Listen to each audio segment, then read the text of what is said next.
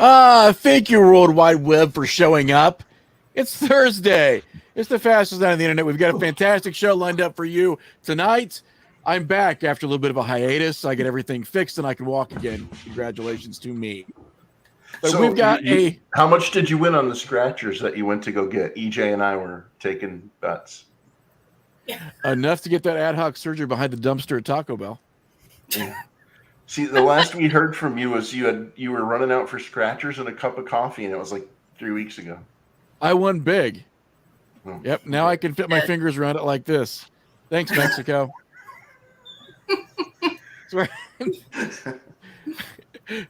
I know you've missed me. We're going to have a fantastic night tonight. We've got horror author, horror enthusiast, all-around great guy, Josh Millican, going to be with us to discuss his book, Deeper Than Hell. I am joined by my East Coast compatriot, Rob Pastilli, as well as EJ Hammond from the Crime News Syndicate. I just made that up. I know that's not actually a thing. I love it. It works. That's going to be okay. I think you should adopt it. I think you should run with it. I think it's going to be really, really good for you. So we've got a lot lined up tonight. As always, we bring you information that you didn't know you needed, and after you hear it, you will very well know that you did not. But what we do is we scour. We scour as if we have a team of very, very eager interns looking into the weirdest news on the internet so that we can impart all of this knowledge onto you, that you can quickly run to the water cooler tomorrow at work and go, you'll never believe what this guy did with a handbag, a rusty catheter, and 3 thumbtacks. But you'll know, and that's not just a thing that was on the last episode of MacGyver. That was one that didn't air, by the way. But you will know tonight after our news segment. So without further ado, here's the news.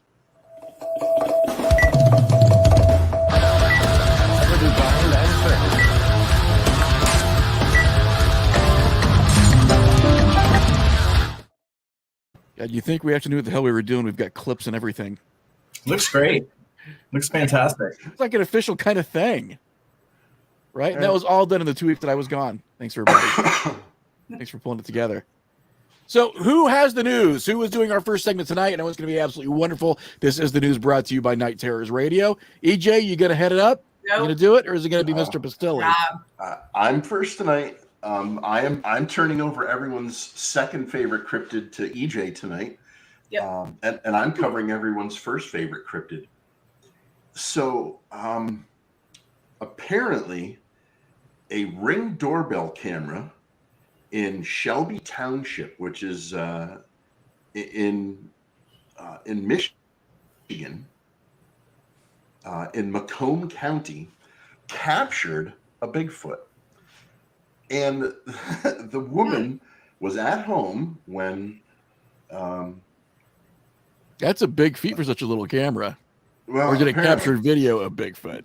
Like I say all the time, little known fact, Bigfoot actually is size 10. The specifics matter. Okay, go ahead. So she called the police, and the police actually did a ground search. They sent, according to the article, they sent several cars and several deputies, and they actually did a ground search, but absolutely no evidence was found of Mr. Squatch. He apparently just showed up, took the lady's, Amazon package off her front porch, and left. I'm not sure. Somewhere he's downing about 56 cool ounces of kale smoothie from a fucking NutriBullet. Yeah, that's exactly what it is. That's what you get when Sasquatch steals an Amazon package. Right. Please tell me you have the footage, man. Yeah, it just says that there have been over 225 reported sightings in this area, and that the Bigfoot Field Research Organization reports that they're going to be filming or scheduled to be filming out there starting at the end of July. So I guess this is now the new Bigfoot hotspot.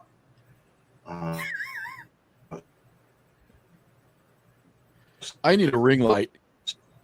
Oh, not a ring light, but the ring and a ring light, actually, so that I can get those nice, funky golden glowing irises. But the ring, I mean, we need one of those, don't we? Those are in Macomb County. I think so. I'm just gonna start leaving like odd things out on the front porch in Amazon bags, like raw chicken. And what else do they use on the Finding Bigfoot shows? Don't they like? Okay, first of all, they go out and they imitate like a Bigfoot's mating call, right? I don't think they've really put enough thought into this, because what if a 9-foot Bigfoot comes running out with like, a raging boner, and it's just the field. That's really extra. That's where the extra 2 feet come from. How do they know what it sounds like? Boner? No. Jeez, Yeah, EJ. It pretty much just sounds like this slapping against his Baby leg. call. It says, I don't know. It sounds like a summer sausage in a shallow bucket of water. I have no clue, EJ. Well, Rob is saying it as if he has some knowledge, or the person reporting it had some knowledge. No, I'm just saying that's what they claim. We're trying to it is, keep that this show clean too. Jeez. Are we? We weren't. No, you weren't. They claim that that's what they're doing, is they're mimicking the mating call of the Bigfoot. And I'm just wondering, like, what happens if Bigfoot's like, hey, all right, she sounds hot. And then, he gets there and total catfish, Yeah. Well, you just got to run a comb through that shit, though, too. I mean, it's got to be matted like an old cat. I think in gotta that be case, horrible. Someone has to be prepared to take one for the team. If Bigfoot that's what I'm does saying. that, feeling like he's been promised something. That's when. That's what I'm saying. Probably the team leader needs to just step up and. But I have a feeling he's very much from the I take what I want camp. Yeah.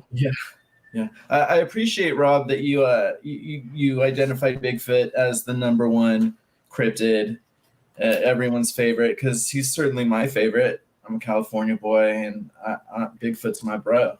So, and thank you, Rob, for identifying him as now the number one sexual predator too. Thank you. Sean, hey, what's his Chris Hansen's gonna have him on, to catch. Hey man, can you imagine Bigfoot shows up, hair's all blow dried, he's got a 6-pack of Zima. in all seriousness, that is kind of one of the sort of like lesser or darker avenues of Bigfoot mythology, is that he has kidnapped women for his harem, something that was explored in the found footage film Willow Creek, directed by Right, yeah. So Exactly.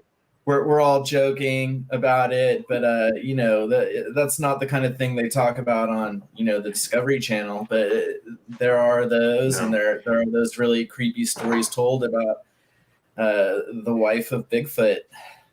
Yeah, we're making light of this, and somewhere in Wichita, Kansas, there's an off-duty waitress that's scrubbing herself with a steel wool brush, crawled up in the corner of her shower, never getting clean again, and here we are laughing.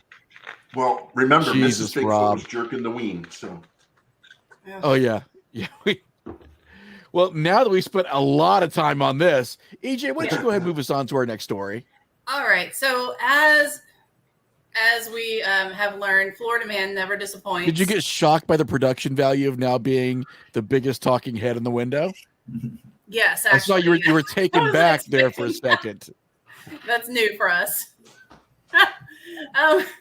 But this week, there was, as there probably are quite often in Florida, a drug bust in a house, and several people were arrested. This was in Okeechobee, Florida. I hope I said that right. And apparently, most of the people were dressed normally, but Florida man, also known as Richard Bonnell, was determined to be dressed as a cow when he was arrested. He was wearing what was described as a cow costume with a pink hat, a pink collar with a bell, and pink buttons on the front of the costume. And when he was arrested, one of the police chiefs actually indicated that if you want to deal drugs here, consider moving. Oh no. Like a dad joke. You did that, didn't you? Was that the only joke you had, or did you have, or was there an utter one? So actually, yes, one of them said he looks utterly confused. Oh shit! Yeah, you called it. I just setting him up love and the knocking fact him that, down. You know, it gave Milk Mustache a whole new meaning in the meth house. You know, it's just come on. Yeah, it was meth that they found at the house and some drug paraphernalia. Yeah, that all sounds just about right. Yeah. Well, thanks for bringing us up to speed on all the horrible things that are happening down in Florida, EJ. That's what I'm here for. So I want to get me this week. And good job. By the way, there is such a witty rapport that you guys don't hear between EJ and Rob off the air.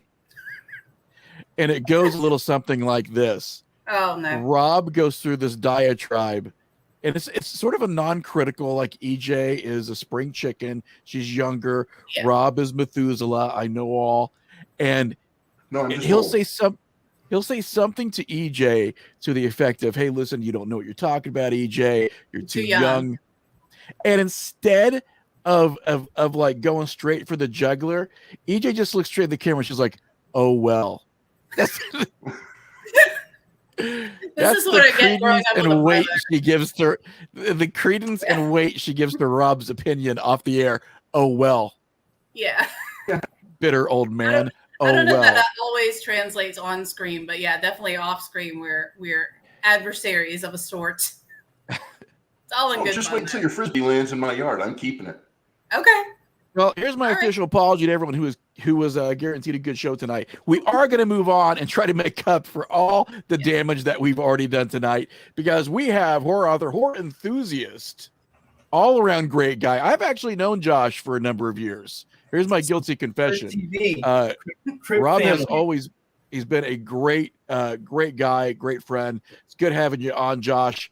So here's what I want to do. Since some of the audience might not know who you are, even though we do have a lot of horror fans here who probably do, what I would like to do is I'd like for you to sort of just introduce yourself and give us a little bit of an idea of like where you're from, how, there's this evolution, of course, of sort of getting into the horror industry and community, and just to shed some light on who you are, if you could do that for us. Yeah, of course. Most people know me from my time at Dread Central. I was editor-in-chief of Dread Central from 2019 through the end of 2021. And before that, I was managing editor. And before that, I worked for a bunch of different horror sites. And I think we met because, we were part of the Crit family back in the day, a bunch of small horror sites and some big ones, all teaming up to form a network. So that was a ton of fun. And why am I not at Dread Central anymore is because I had a kid. Towards the end of 2021. So now I'm a dad for the first time. And so I was like, well, I'm going to take at least 3 months off. And it's been more than 6 months now. And I'm still just loving it. Love my little dude. And I don't want to go back to those kind of hours and that kind of stuff. You run a site, Ash, so you know that, it's many, many hours. And, anything that has to do with journalism, you have to have a certain sense of urgency about it. Otherwise, what's the point, So exactly, yeah. I was just like, I just want to do other things now. So, when I was at Dread Central, especially, I was so focused on my journalism career that I put all my own creative endeavors on a shelf. And one of those endeavors was this novel I had written. It wasn't really more than a novella, really. It was, short and sweet, and kind of dusted it off. And I was like, man, I'd love to get this published and, maybe get this, something that I could sell and, use this as an income, maybe write more books, So I was like, I'm going to transition from, being the everyday journalist who you're reading to, a book guy. So I got my book, Deeper Than Hell, came out a week ago, Tuesday, on June 14th through Encyclopocalypse. And that's just one of the books from Josh Millican that you're going to see in this year and in the coming years. I'm also going to be Encyclopocalypse is going to be releasing a collection of my best interviews from my years at Dread Central. 50 plus interviews with some of the biggest names in horror. And it's going to be indexed. It's going to be a nice hardcover deal. And, it'll just be like, the highlights of my journalistic career. But I'm also not leaving journalism because I'm also writing a biography, the authorized biography of Richard Elfman, who is the founder of the Mystic Knights of the Oingo Boingo and the writer and director of Forbidden Zone. So a really exciting, entertaining, exotic, erotic indie icon, who people don't know a lot about. I'm being able to tell his stories. And when I say it's an authorized biography, I mean that he is the source and that he and I are working on this together. And truthfully, he's going to have final say on everything that gets out there. But for that trade-off, I'm getting this unprecedented access to him where basically we met once a week for months. Dinner time at his home in the Hollywood Hills, sunset. He would cook for me on his barbecue. We would eat. We would drink. He would drink whiskey and smoke cigars, and I would drink red wine and smoke cannabis and just press record on the recorder. And it's just going to be a great, wonderful story, biography. He's such an interesting guy, and he was just so straightforward with me, and it was great. Obviously, he and I are kind of friends, to get that kind of access, but I'm just really happy about that too. So that's Josh Millican, chapter 1, moving into chapter 2. So when was the first time that you thought that horror was basically going to be the industry for you? Because I know with a lot of people, it's something that's a love for them from I got practically, the first time they see a horror film. And I've met others who have eased into it over the years. So was there that epiphany? Was there that one moment where you were like, I'm just dedicating my life to this? Yes and no. I mean, I was definitely into horror young from the get-go. 1986 was the summer that both Aliens and David Cronenberg's The Fly came out, and I was hooked. And I had a neighbor who used to get bootlegs of all the I saw all the 80s heyday movies, Return of the Living Dead and Fright Night and Child's Play and all the Friday the 13th and whatnot. So I loved it. Then I went to college. I got into other things for a while, and then kind of the epiphany moment was years later when Netflix first started streaming. Because Netflix used to actually mail you DVDs. A lot of people probably don't even remember that. And then they were one of the first to start streaming. And Netflix, when they first started streaming, the library was much different than it is now. And it was really a golden era because they had everything. They had all the greatest mainstream and indie horror movies, and they had all of the best foreign horror movies that, people who just went to Blockbuster never even had access to, really. And I saw everything, and I just loved what I was seeing, and I loved talking about it. And so someone said, you talk about it so passionately, you should write about it. So boom, I first had a blog, then I worked for a couple of small sites, and then, tooth and nail and luck, and I ended up at, one of the biggest horror sites in the world. Well, I remember putting in a disc into my PS3 in order for me to stream Netflix. Like I had to put the disc in every time to launch the app that would allow me to stream to my PS3. So that's sort of like almost like the pull cord days of starting an engine for Netflix, like way back then.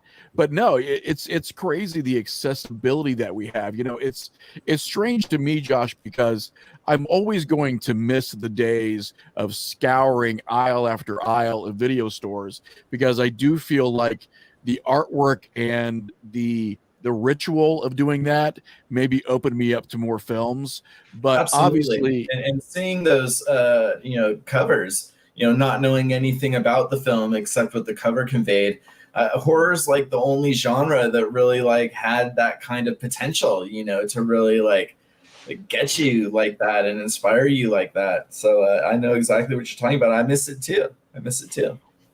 And I think that like, horror also had, sorry, Rob, but I did interrupt you, but I think horror also had probably the largest amount of collateral for video stores. There were all kinds of different kinds of gimmicks to sell. There were packages with blood actually inside the VHS cover. There were all these like, light up standees. I mean, there was just a lot of pomp sort of involved with selling horror, especially horror VHS.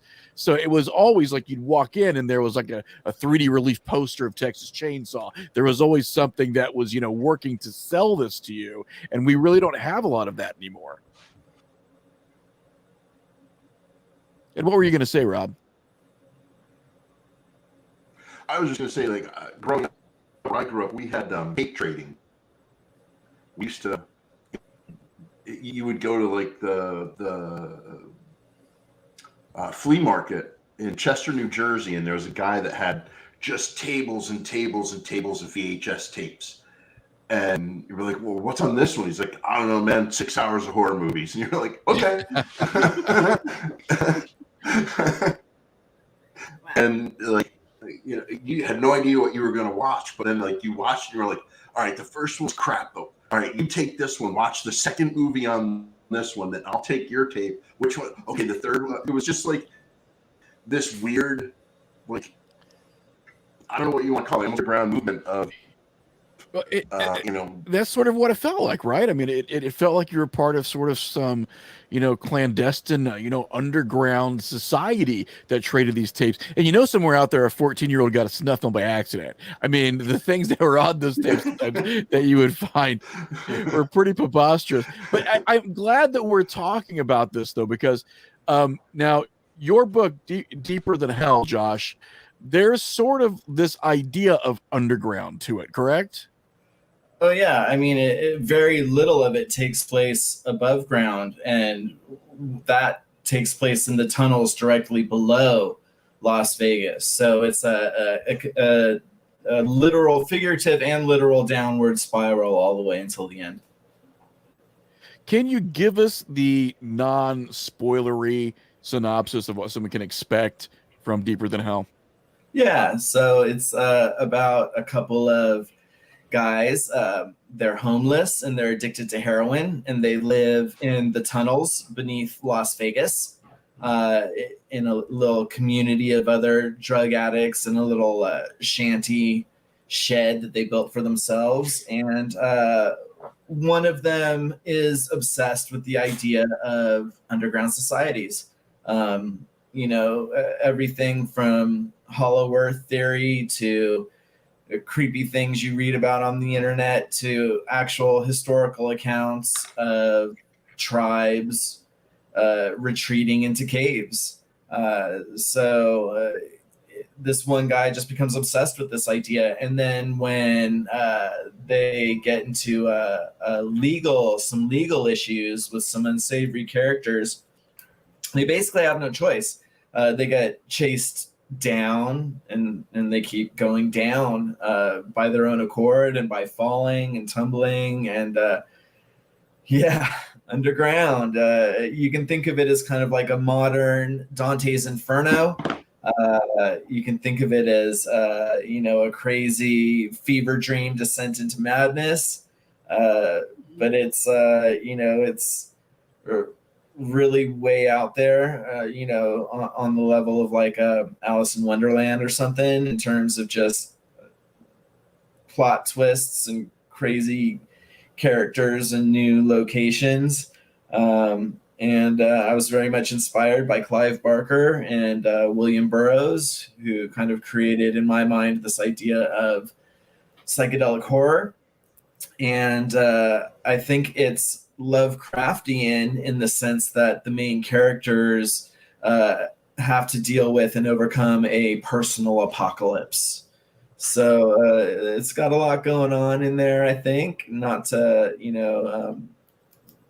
toot my own horn, but Yeah, I hope you guys will check it out. If you go to Amazon and search Deeper Than Hell, it's the first thing that'll pop up. And it's already got some decent reviews, so you can read what other people are saying and read some more of the synopsis there. And you got some great industry people that have sort of gone to bat for you over this book as well. One of the quotes is actually from Mick Garris on the cover, correct? Yeah. Mick Garris, I met him years ago, and through my time at Dread Central, I actually worked with him, post-mortem, what I would confidently say is the number 1 horror podcast in the world is on the Dread Central Podcast Network. So for a while, Mick and I were, on a conference call, bi-monthly, doing it Zoom style in the pandemic, and just such a great guy. Not only that, Encyclopocalypse published his works of fiction, which you can get now on the Encyclopocalypse website, encyclopocalypse.com. But yeah, so we're kind of like label mates, kind of. Same thing with Peter Atkins, screenwriter of Hellraiser 2 through 4. He gave me a wonderful blurb as well, and I just couldn't thank them enough for going to bat. And luckily other people who aren't my friends have also said some pretty amazing things about it. So imposter syndrome is real. I was braced for some really negative feedback. I'm still kind of like not out of the woods. I expect it to land at some point as the book continues to catch on, but we'll see. Right now I'm just kind of riding the high, and not to brag too much, but it's been out for a week and a half, and it's been between number 1 and number 3 on Amazon's new releases in American horror the entire time. I think it's currently number 1. So I'll post some links on the Facebook while we're talking, so you guys can check it on out. Don't the negative stuff. It's I still have the review of Star Wars from my local paper. I only gave it 4.5 out of 10 stars, and I remember clipping it just because I had accidentally seen Star Wars. It wasn't the movie I was going to see, and when I got home and saw the review, I was like, "This guy's an idiot." I was 11 and knew that the guy was an idiot. And this is a graphic novel, correct? No, it's literature. I mean, literature. I would love someone to make it into a graphic novel if that's a possibility someday. I think it definitely lends itself to the graphic novel format. I think if they wanted to make a movie out of it, it would be $100 million movie. It would be like Dune or something really epic like that. It's got like 5 or 6, different primary locations that each one's a different world in and of itself. So I would love it if someone out there wants to talk to me about turning Deeper Than Hell into a graphic novel. Talking to you, Boom Studios, talking to you guys over at Dark Horse. Let's talk, I'm right here. What are you waiting for? Let's do it. It makes me think of maybe Neil Gaiman. Have you seen Neverwhere? I haven't. Tell me about it. It's about people who kind of disappear from Earth and they live underground. And so it kind of has that fantastical feel to it, much the way you're describing your story. Well, yeah. I mean, it definitely sounds, right in line with that. I mean, a lot of the characters in my book have purposely retreated from society. And I think that's one of the things that, kind of with the seed of it all was I saw this documentary in the 1990s called Dark Days that was about people living in New York City in one of the Amtrak tunnels. And they had actually built homes out of plywood and things like that. And they didn't feel homeless anymore because it actually was like a neighborhood and it had like its own community standards and things like that. So I mean, the escapist in me was like, yeah, just drop out of society. The artist in me, a lot of people who do that don't have a choice, and there's absolutely issues of addiction and mental illness. But the idea has always fascinated me, even before that. Just Journey to the Center of the Earth, and people finding abandoned bunkers in the woods and things like that. I've always loved the idea of scary things right below our feet. Well, that documentary, by the way, is absolutely fascinating. Oh, I probably watched that 3 or 4 times. Good. And yeah. and I think that it's strangely, even though, and again, I am obviously overlooking the reasons why people have dropped out, the reasons why people have decided to go there, but sort of the child in me looking at these shanty towns, like the way that they've incorporated just these left behind elements. I mean, it's the idea of one person's trash being another person's home. They've been able to take, flats of particle board. They have sometimes little areas that are actually fenced in where they have animals. I mean, the level of attention and how elaborate these areas are. I honestly, I was gripped from the moment I sat down to watch that documentary.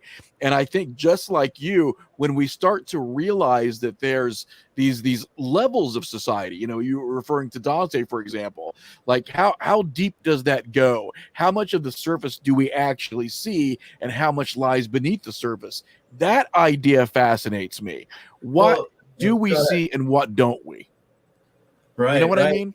Yeah, well, and the next level of that, after I saw Dark Days, I got the nonfiction book by Jennifer Toth called Mole People, Life Under the Streets of New York City. Great book. I don't like the term mole people. I don't like comparing any people to rodents. But that's Jennifer Toth didn't make up that term. And the book is legit. And now one of the things about the book, it does talk about, the seen and the unseen, because in New York, there actually are a lot of, former subway stations and former, work areas that are forgotten and aren't on maps anymore. And so there are the ideas of these Art Deco, wonderful, stations with tons of space that are, potentially out there for someone to discover. And Jennifer Toth talks about hearing other people talk about societies that have retreated so low that they rarely, if ever, come back up again. She had no documentation about this, but it was kind of like, these were the urban legends of the people who lived underground, that there were people who lived even farther underground. And that's definitely, something that I go into in Deeper Than Hell, because, it's like, in The Descent, there are those creatures, to kind of switch gears from nonfiction to fiction, the crawlers, the creatures in The Descent, they're supposed to be just like cavemen who, instead of coming out into the sun after the Ice Age, decided, no, we'll just stay down here and evolve different. I love that idea, that, hundreds of thousands of years ago, our lineage could have diverged and there could be tribes living underground, and of course by now they would have evolved into something much different,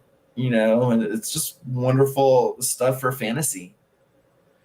And you mentioned Barker, and I think Barker has a lot of very strong elements about dropping out, that element of escaping normal society, especially with Midian and Midnight Meat Train.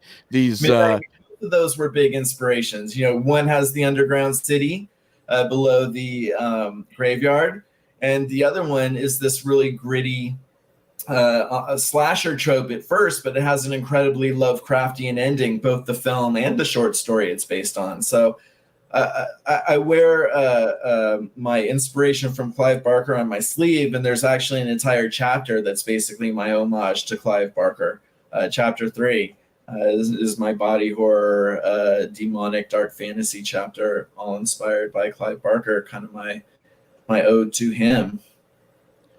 Well, even with themes that were expressed in Magica and Weave World, I mean, there's probably a whole episode here just between you and I on Clive Barker, Josh. Sure, Just absolutely. because I've always loved the themes that he's played around with, and I think you made an interesting point too, is that how many mornings does the typical American, and not even typical American, typical Earthling, get up and look at their routine and think to themselves, I just want to hop a boxcar and get the fuck out of here. Yeah. I mean, how many mornings, even with the stuff that I do that I enjoy doing, have I hit those lows or I've been like, that's it. Totally. I mean, Well, a friend of mine described Deeper Than Hell as Goonies meets Requiem for a Dream. And I wasn't thinking that when I wrote it, but that's totally interesting mashup. Because it's just like, you're at rock bottom, but at the same time, you'd still prefer to just like hop that boxcar, or in their case, I think that a shopping cart, and they just like roll down into this downward spiral. I think that there was a prelude to some of this, even when you look at a lot of American literature, like, for example, Mark Twain. Mark Twain played with these themes of escapism, and he also played with themes of the underworld and the fact that he was fascinated with caves. So there's been this very persistent, we either need to get away in sort of a linear direction, or we need to dig. We need to get under to be able to get away. So those themes definitely fascinate me. Now, I one thing I want to ask you is, especially because it is called Deeper Than Hell, do we have themes of the supernatural in the book, or is it largely interpretive? It is interpretive, but there's not a lot of supernatural stuff going on. Kind of wink, wink, because if you've read it, you know what I'm talking about. But no, I mean, it's not. There's nothing that obviously says, "Oh, this is just a fantasy." It's not presented as a fantasy. It's presented as this is an actual journey that these dudes are going on. And there aren't ghosts. There aren't. I mean, they're like monsters, but it's described in terms of like undiscovered species that have lived underground for eons and things like that.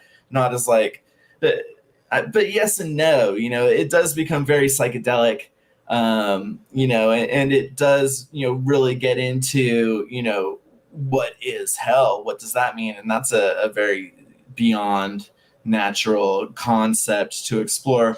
So now that I think about it, I mean, yeah, there is. But it even talks about aliens at some point, because I know you guys are into UFOs and stuff. I love UFOs and stuff too.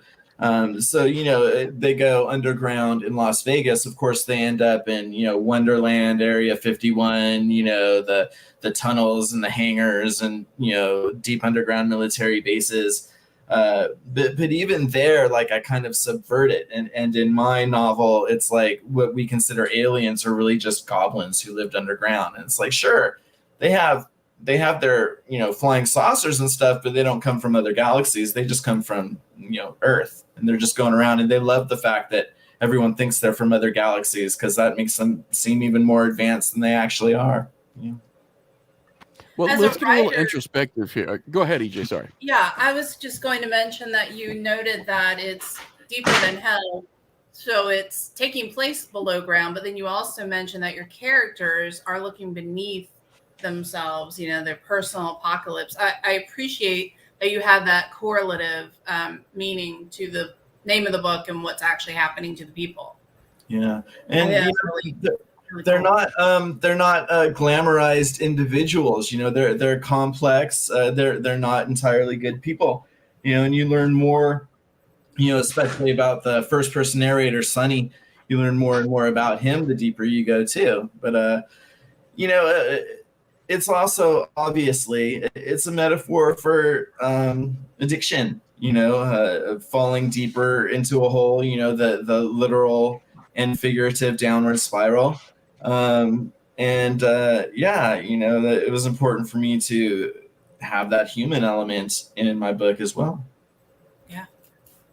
Awesome. So to get a little introspective, because you were talking about people's interpretations of hell, what is your personal interpretation of hell, Josh? It could run anything from the popularized Christian belief to the DMV. I mean,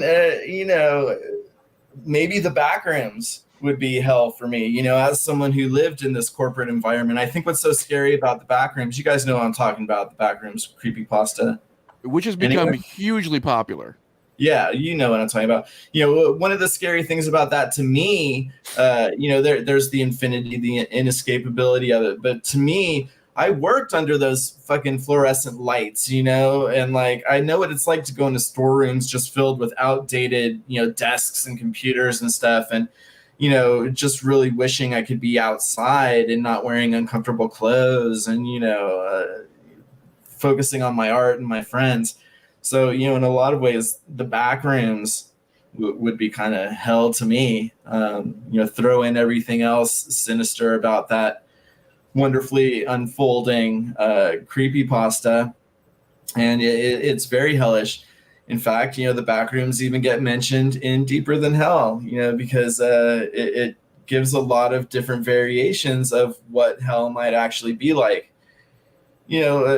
Me personally, I don't know. I think hell, it would almost be worse if there's absolutely nothing to look forward to than hell.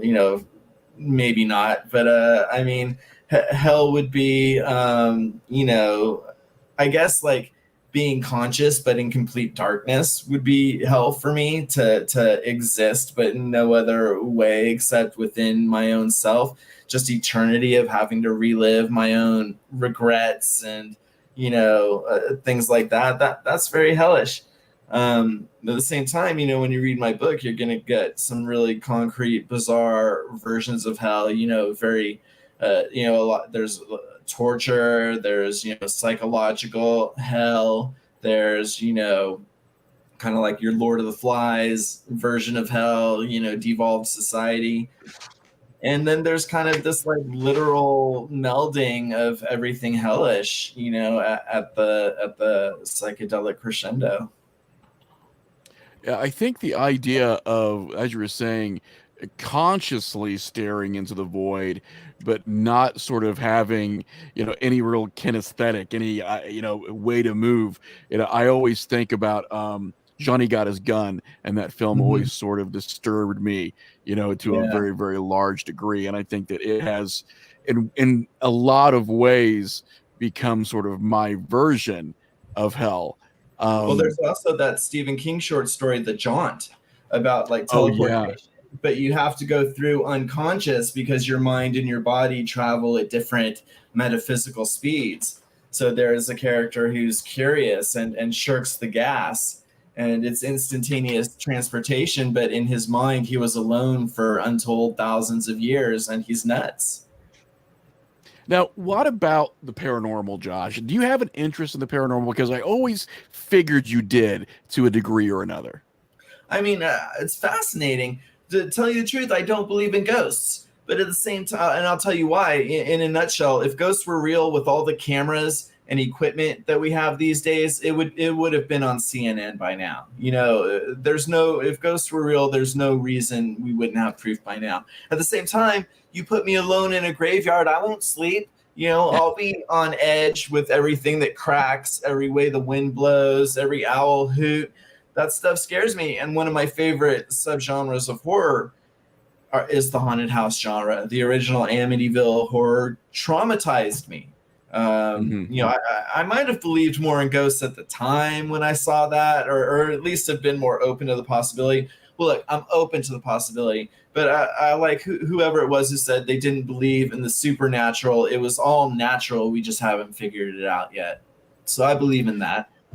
Well, I think we're at a weird place where, I mean, let's face it, it used to be that the product drove marketing, but now marketing sort of drives the product.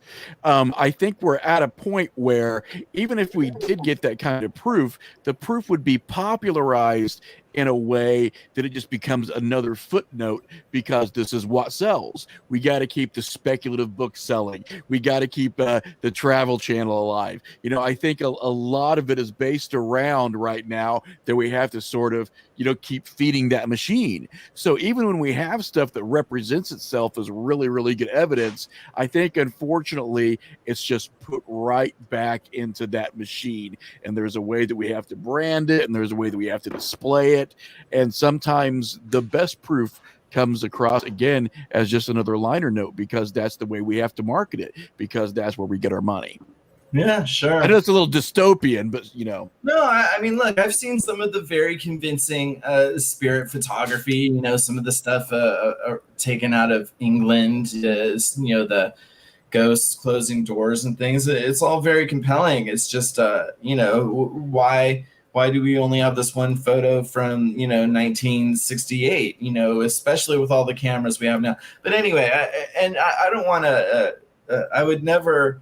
I think people who are really into the paranormal are really fascinating people, and they've got really open minds. I don't want to sound like I think that investigation into the paranormal is fruitless, because I find it very fascinating. Like I said, it's my favorite subgenre of horror, and it proved me wrong and blow my mind. But at the same time, I don't think it's going to be ghosts like presented in film necessarily. I think it's going to be not supernatural, but nature in a way that we're just going to be able to figure out at a future date.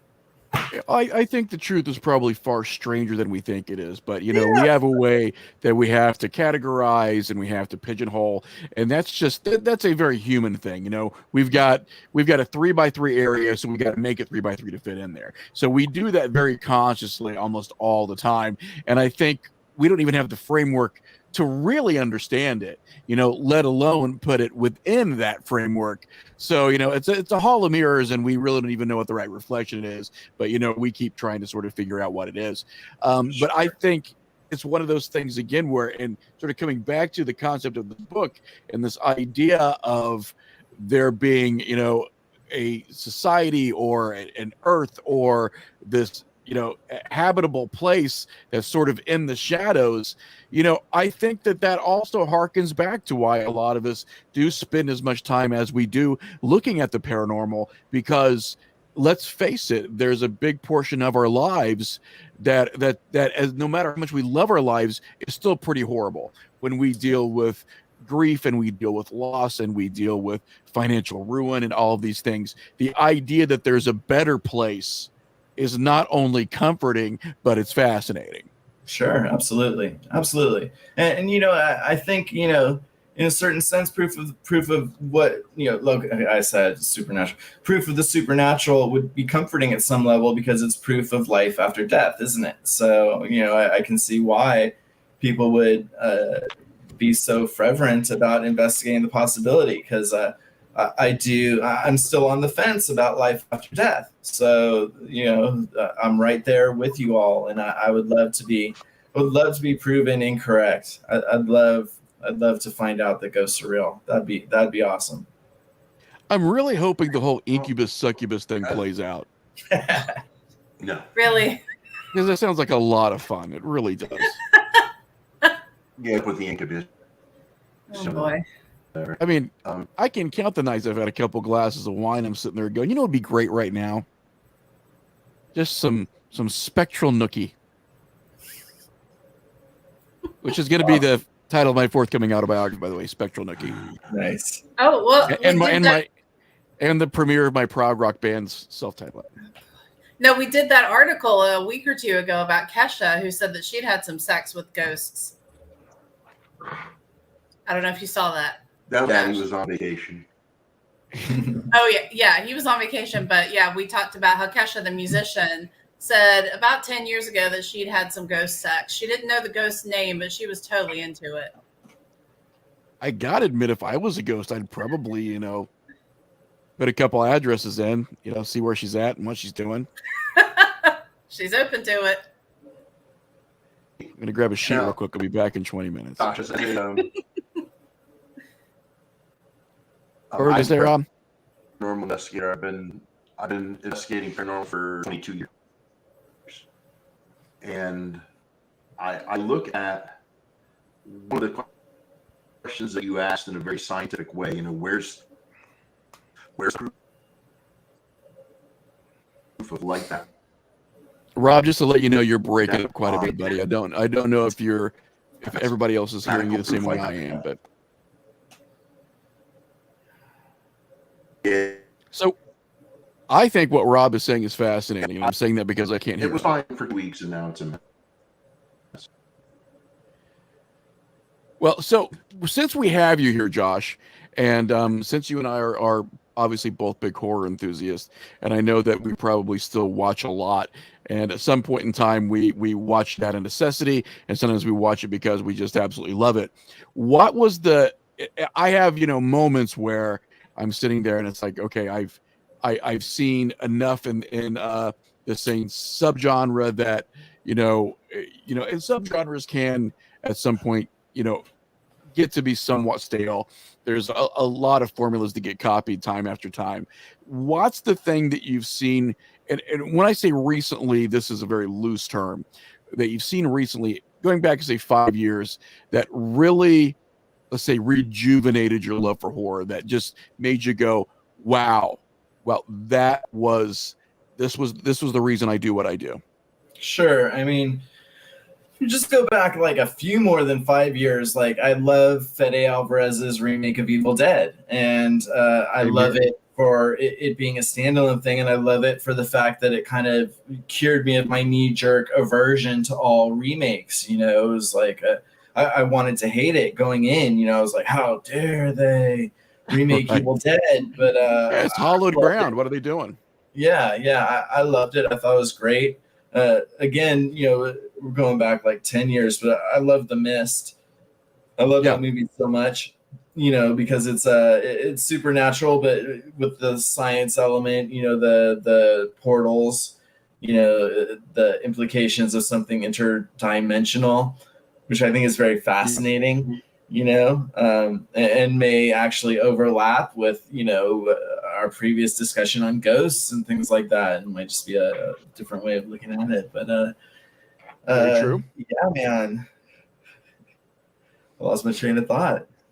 Oh, just and something that impressed you and rejuvenated your love for the genre. Oh, you know what I really loved just recently that I keep shouting out, just because it's been a while since I saw a movie, and I just thought, two, this year, recent ones, X by Ty West, fucking awesome. What's her face? Mia Goth should get an Oscar for playing not just one but two roles in that movie. And the one I just saw on Shudder recently that kind of blew my mind was Off Season. I thought it was great. It's a real blend of Southern Gothic horror and mystery and Lovecraftian, the personal apocalypse, which is my new definition of what makes something Lovecraftian or not, is whether or not a character suffers through a personal apocalypse. So it's great. It's great. I think people should check that one out. Yeah, I have not seen that yet, but I will say a movie that has become infinitely rewatchable for me has been James Wan's *Malignant*. I really dug that film. Me too. Perfect blend of like campiness, but just like it's so entertaining. It's like, you don't care. That's not real. Who cares? Look at how cool that looks, Exactly. And there was such a flair for Gallo in it, which a lot of people aren't, familiar with. So to be able to get a film that was as, I think, mainstream as that really sort of harkened back to those elements, I think it's great that kind of a tribute was, played as, as mainstream as it was. And I can recommend it enough. It's fun, and I love the pacing. If you haven't seen it, AJ, by the way, *Malignant's* great. So, okay, yeah, she's our litmus test. AJ is our litmus test. Oh, so there's an expectation for me to start watching horror movies? Yes, there is. I'm not even going to disguise it. And it's called what? *Malignant*. Okay. Right. Yeah. I wrote down magnificent. It's synonymous. It's I don't fine. watch a lot of horror, so I don't keep up with it. I'll watch it though. Well, I think you might enjoy this one. It has elements that I think you'd be interested in. So Josh, for those who have been watching, for those that are going to watch this as a recorded show, where can people purchase the book? Can we throw some links up real quick? Yeah, that would be great. I put a link up on the Facebook Live during the broadcast, so people can go there, and it's the international link. So whatever country you're in, just click on that one. There it is right there. But just go to Amazon, type in Deeper Than Hell. It's the #1 search result. So that's the best way to check it out. And if you want to stay up to date with me and hear about my future book releases, follow me on Twitter at Josh_Millican, Millican. And your support means the world to me. Everyone here, Ash, thanks so much for having me on and sharing your platform with me. And thanks so much. We had a great time tonight. It's literally one of the fastest hours of my week to be able to get people on that talk about their passions, talk about their projects, the two of which always intertwine. So it was lovely to have you on. Thanks so much, Josh. I want to thank everybody who watched tonight. Definitely check out Deeper Than Hell, and I'd love to get everybody's reaction. Josh is holding the book right now. Nice. Again, Mick Garris has got a fantastic quote on it, and Mick is a great horror guy. So for him to give it a seal of approval is a pretty big thing in my book. Yeah. So I want to thank everybody. Thanks so much, Josh. And we'll definitely have this up on all of our, basically all of our social media channels, as well as it'll be up on horrorfix.com. Everyone have themselves a fantastic Thursday night. Catch us next week, everybody. Take care. Good night.